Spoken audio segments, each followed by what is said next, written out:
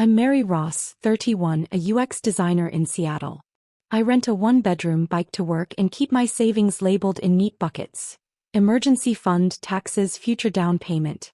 I'm that girl. The cautious one. Which is why the betrayal hit like a brick. On my birthday, I picked up the check at the Italian place before anyone could pretend to reach for it. I'd prepaid the deposit. I wanted no drama. My mom raised her glass and smiled the way she does when she's about to cut someone. Mary is a disappointment, she said, clear as crystal. The room went silent. My aunt stared at her wine. My cousin coughed. I felt heat climb my neck. Then Mom slid a folded paper onto my plate like a party favor. A balance statement from my credit union. Line item: $6,250 transfer. Mary Ross to Judith Ross. My name. My mother's name. A transfer I did not make. Consider it a birthday tax, she said. For everything we've done for you. I don't even remember fishing my phone out. I hit record and set it by the water glass. Calm voice. That wasn't authorized. She laughed. You opened that savings account as a joint when you were 19. You never removed me. I moved the money. For the family. I stared at the numbers. That account was earmarked for my quarterly taxes. If I missed the payment on April 15th, penalties add up fast. My stomach flipped. Across the table my brother Ethan tapped his Apple Watch, avoiding my eyes. He had a new jacket on. I knew how much those cost. Mom kept going louder now. You never turned out how we hoped. You're 31, not married, no kids, playing with apps like it's a hobby. Your sister-in-law is expecting. We needed help with their down payment. We moved your money. You'll be fine. The word fine hissed like steam. Took everything not to shake. I signaled the waiter for to-go boxes I didn't want, slid the receipt into my wallet and said nothing. Then I paid the bill for all 12 of us out of habit because the reservation was under my card. The total with tip, $728.16. Happy birthday to me. Outside, the February air bit through my coat. My phone buzzed with a push notification from the bank. Another transfer pending. $3,000. I canceled it with my thumb. Then I opened voice memos and listened to my mother again. Mary is a disappointment. My hand steadied. I saved the file. I named it, Disappointment. I wish that night was the beginning. It wasn't. It was the part where years of quiet theft finally cracked open. I went home, pulled every statement since college, and a pattern snapped into focus. For the family, had been a ledger of withdrawals with my name on the hook. And the worst part? This wasn't even the first time a milestone of mine had been repackaged as their opportunity. The first time was high school. Different dinner. Same woman. Bigger number. If you think this birthday was brutal, wait until you hear what they did with my college money. Back when I was 17, Grandpa Ross left me a $529 college plan. It wasn't huge, but it was life-changing for a first-gen kid from Tacoma. $18,400. The account holder was my mom. The beneficiary was me. The plan required the money to be used for qualified education expenses. That's tuition, books, fees. Not vacations. Not SUV down payments. Not Ethan's emergency business retreat. We sat at Red Robin the night acceptance letters came. I had a partial scholarship to UW. I'd done the math. With the $529, I could cover the first 2 years without loans if I lived small and did work study. I told Mom that. She smiled over her strawberry lemonade and said, "There's been a change." Change. We needed a new roof, she said like she was telling me the weather. We used most of the $529. You're smart. You'll get loans. I remember staring at the fries like they could explain amortization. That's not legal, I said, small voice. It's for school. Mom shrugged. I am the account owner. Your grandfather trusted me. Ethan, 18 and already golden, said, relax. I'll pay it back when my company takes off. His company was a dropshipping site that sold copycat wireless chargers. It never took off. So I signed my first promissory note. $12,000 subsidized Stafford at 3.86%. Then another. I graduated with $38,000 in student loans and an ache I carried like a second spine. When I confronted Mom after my grad ceremony, she pulled me into a photo and whispered, "Stop ruining things with your attitude." It didn't stop there. Sophomore year, my refund check was short by $1,200. I learned the bursar had applied it to an unpaid Parent Plus charge I never authorized. Guess who signed? Guess who paid it, panicking about holds on registration? Me. I took an extra shift at the campus coffee shop and sold my textbook at a loss. Every time I said no, she shifted the goalposts. Family sacrifices. We're not rich. You'll make more than us anyway. She was right about that last part, but the sentence curled like a threat. The day I started my first tech job at 23, a bouquet arrived at my desk. The card said, "So proud of you." The same afternoon, Dad texted, "Can you cover utilities this month?" Just this once. It was never once. I still have the spreadsheet. From 23 to 30, I paid $11,380 in their electric, gas and phone bills. Last spring I made my biggest mistake. I co-signed Ethan's car because he needed reliable transportation for the baby. PR 7.2%. Principal $39,900. He missed 3 payments. The lender hounded me. I wired $1,987 to stop the repo man and sat on my bathroom floor shaking. Ethan sent a thumbs up emoji. That's the pattern. My good news turns into their invoice. The 529 set the tone. But the ugliest one came right after college when my mom discovered something in my taxes she decided was hers. He called it housekeeping. The IRS calls it fraud. Back then I didn't have the words. Now I do. And I kept the emails. Year 2 after graduation I filed early like always. I was due a federal refund of $2,147 and state $288. Not life-changing but rent and a cushion. I waited. Weeks passed. Nothing hit. I checked the transcript. Refund issued. My stomach dropped. Mom texted a selfie with a mimosa. Brunch on me. Love a surprise deposit. She changed my mailing address at Christmas, to keep things simple. My checks were mailed to their house, then mobile deposited into her account with that little rectangle endorsement stamp. I called her. "That refund is mine." She said, "Please. We bought diapers." Ethan laughed in the background. I filed an identity theft affidavit and got a lecture from my father about loyalty. You don't bring the government into family business. He hung up. The IRS took months and a stack of paperwork. I finally received a reissued check and a bitter diploma in how quickly a parent will treat you like a stranger when money's involved. It made me careful. I froze my credit. I changed my addresses. I thought I'd sealed the cracks. Then came medical collections in my name for $1,463 from an urgent care 3 cities away. Mom had used my insurance card, just this once because hers had lapsed. Collections doesn't care about lullabies. I paid to stop the bleeding on my credit score and added the bill to my private ledger labeled, "Things I will one day stop paying." Meanwhile, the favoritism grew cartoonish. Ethan got gifts that came with monthly statements to me. Mom boasted about his hustle.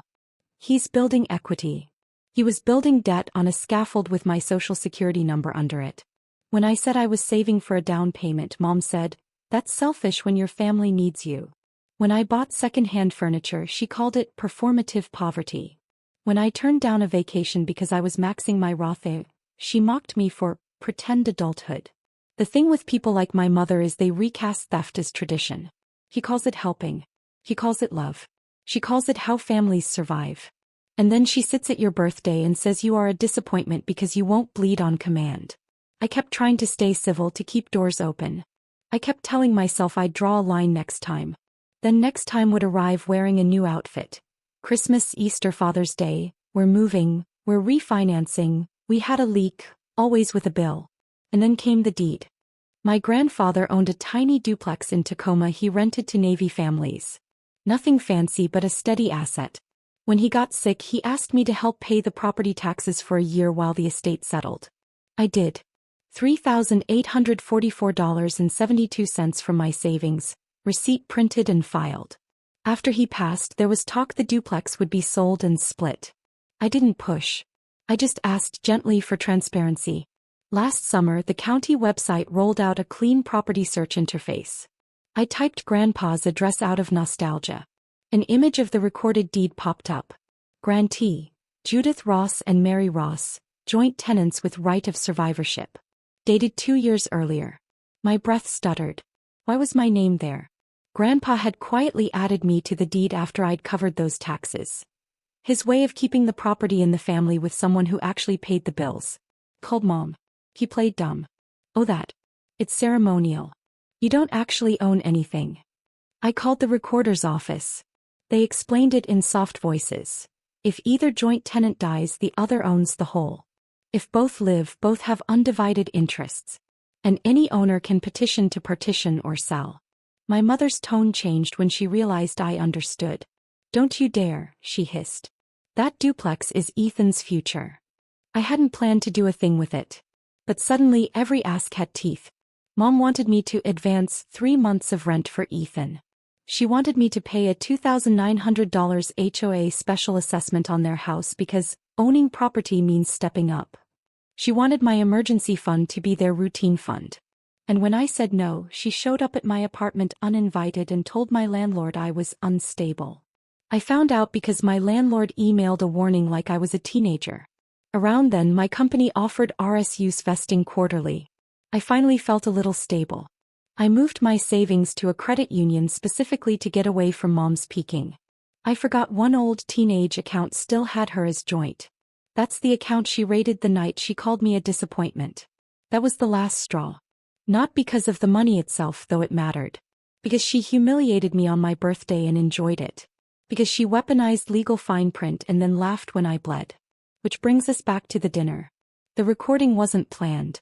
But once I had it, the shape of my life shifted. Secrets prefer the dark. My mom thrives in rooms with no witnesses. I decided to turn on the floodlights. I didn't sleep after the dinner.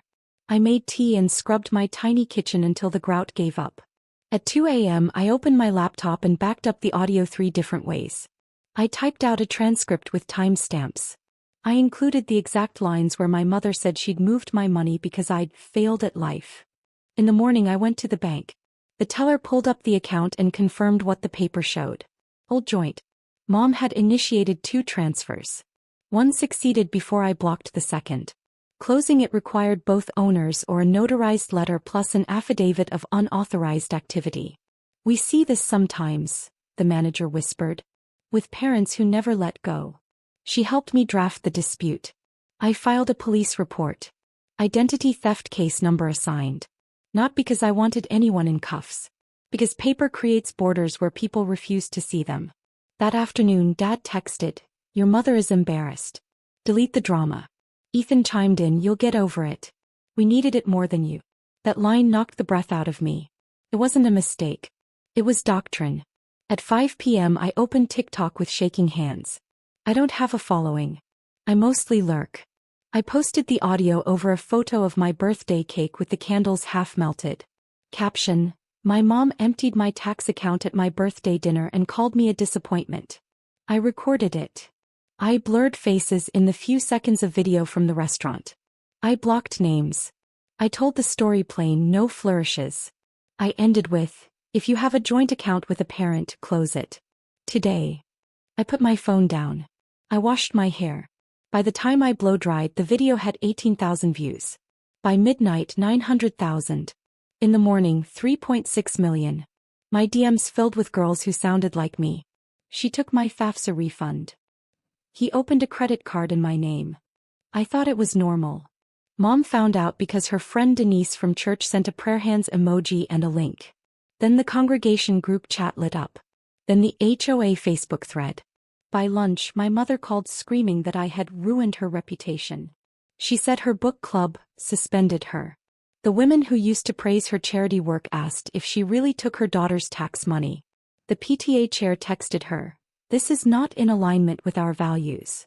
Her social circle wasn't built for public documentation. It crumbled. That night, Mom sent me a single line. "You will pay for this." I stared at it and felt nothing but clarity. I wasn't done. I had a deed with my name. I had a trail of payments I could document. I had a spine I had built alone. And I had a truth I hadn't told yet, even to the internet. An email from Grandpa's attorney I'd found deep in my archives, CCing me by mistake years ago, attaching a memorandum about the duplex and a side letter Mom had hoped I'd never see. The mediation room looked like every generic office in America. Gray chairs, a fern that deserved better. Mom arrived with tight lips. Dad hovered. Ethan wore a baseball cap he refused to remove. Arya slid folders across the table like playing cards. Here's the deed. Here's the side letter. Here are the tax receipts under Mary's name. Here is the rental ledger showing self-dealing. Here is the demand for accounting. Here is the draft partition complaint we will file if we don't reach agreement. Mom started with indignation. We kept the property in the family. Arya nodded. Wonderful. Then honor the other owner. The mediator asked what outcome I wanted. I surprised everyone.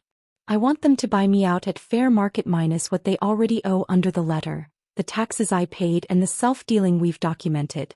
If they can't, we sell and split properly. Numbers went on a whiteboard. Appraised value from a quick comp, $412,000. Less $15,000 roof advance.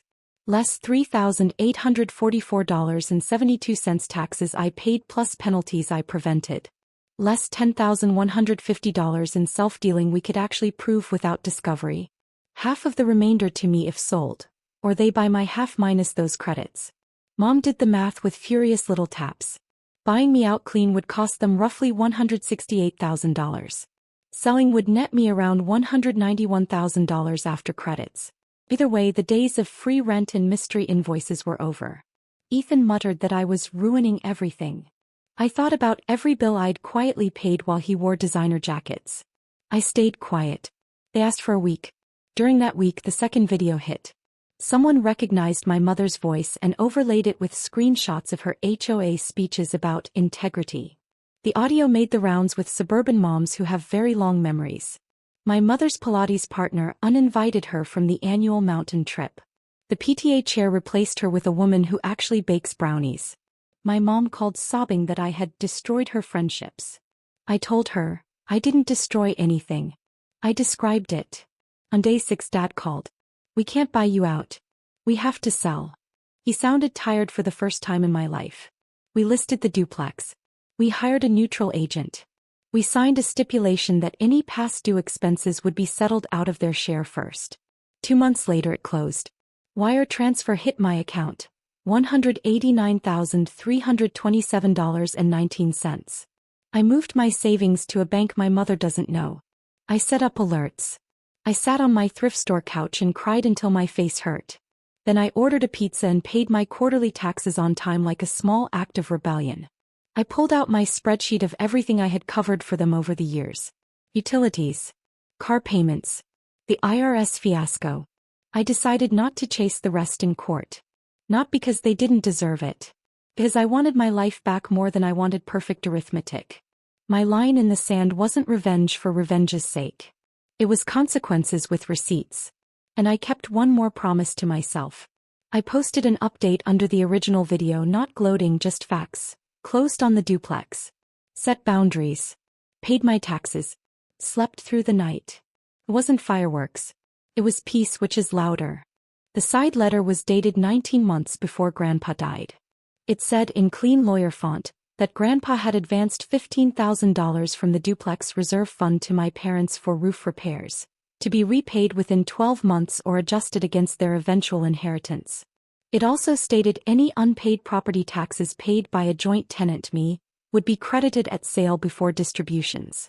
In other words, receipts mattered.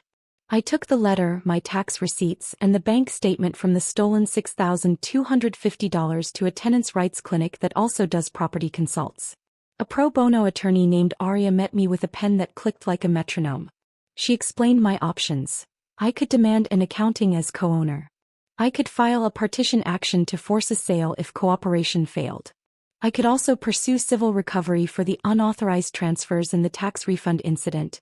Small claims for the discrete amounts, superior court if I wanted the whole mountain. Do you want scorched earth? She asked. I want boundaries that stick, I said. She smiled. Then we start with letters. We sent 3. 1 to the bank, notarized, revoking my mother's access to any account with my name and freezing pending transfers under the identity theft report. 1 to my parents, a formal demand for repayment of the $6,250 within 15 days, plus acknowledgement of the side letter and a request for full accounting for the duplex within 30. And 1 to Grandpa's old property manager asking for rental ledgers, maintenance invoices and escrow balances for the last 5 years. In the meantime, the video kept running. More women stitched it. A local news station asked to blur me and play the audio. I said yes. The segment ran with a title card, "When Parents Steal." My mom's church friends went quiet. The HOA board removed her from the social committee, pending review. The book club asked her to take a break. She was livid. She posted a Notes app apology that wasn't an apology. People recognized the tone. On day 10, the property manager emailed me a PDF dump. I sat at my kitchen table with a highlighter. There it was, a $7,200 landscaping retainer, paid to Ethan's Friends LC, no work orders attached. A $2,950 consulting fee to my mother. Unposted rent for months. They'd used the back unit as Ethan's crash pad. And missed county tax payments with late penalties the year after Grandpa died. The year I had covered them to avoid a lien. Every missing dollar lined up with a family story I'd been told. I sent the ledger to Aria. She added a line to the next letter. Any further self-dealing will be referred to the court as waste. My mother's reply arrived 3 days later, hand-delivered by my father in a half-hearted peace visit. He stood in my doorway holding a cake from the grocery store like we were in a sitcom. I accepted the envelope. Inside, a check for $6,250. My money, with loan in the memo line and a scrawled note. We're family. Stop embarrassing us. I copied the check, deposited it, and wrote back with a copy of the deposit slip. Received. Not a loan. Restitution. Then I set the meeting that changed the rest. A sit-down with a mediator to discuss the duplex. They thought they could stall. I brought printouts. My mother's social world never recovered. The church women forgive many things. Disappointment on tape next to a bank transfer is not one. She still has neighbors but not confidants. The women she judged for years now wave without stopping. He calls it a witch hunt. I call it a mirror. Dad still texts me links to articles about reconciling with adult children. I read them sometimes. Then I go water my plants. Ethan stopped asking for money when his lender called him. Not me, after I formally removed myself from every document I could and sent the rest a notice of address change. He sold the Moncler jacket on Marketplace. His baby is beautiful. I send a gift card to the mom directly. Neutral ground. I took a modest slice of the duplex money and did something that would have made 19-year-old me sob. I put $10,000 into a 529 for a girl I mentor through a nonprofit, with paperwork that ensures I am the owner who won't spend it on a roof. I signed a lease on a studio with bigger windows. I paid for therapy without apologizing to anyone. I bought a used dining table and invited my friends over for spaghetti, and nobody performed a speech about my value. People ask if I regret posting. Well, the post didn't break my family. The recording just showed everyone the crack that had been there for years, running under our feet while we smiled for Christmas. Here's what I learned. Boundaries look like paperwork. Love looks like consent. If someone only loves you when you're paying, that's not love. That's a subscription. I still get the occasional message. How did you get the courage? I didn't. I got tired. Tired is a bridge. You walk it, and on the other side is a life where you don't check your bank app with a fist in your throat. A life where birthdays are boring on purpose. A life where you're not a daughter-shaped wallet. I'm Mary Ross. I was called a disappointment on my birthday in front of a restaurant full of people. I recorded it. I posted it. It went viral. The woman who said it lost her social circle and I found mine. I won't pretend it didn't hurt. But I won't apologize for turning on the lights. In the end, I learned the only family that matters is the one that doesn't need receipts to prove they care. Family isn't blood. It's who truly loves and respects you.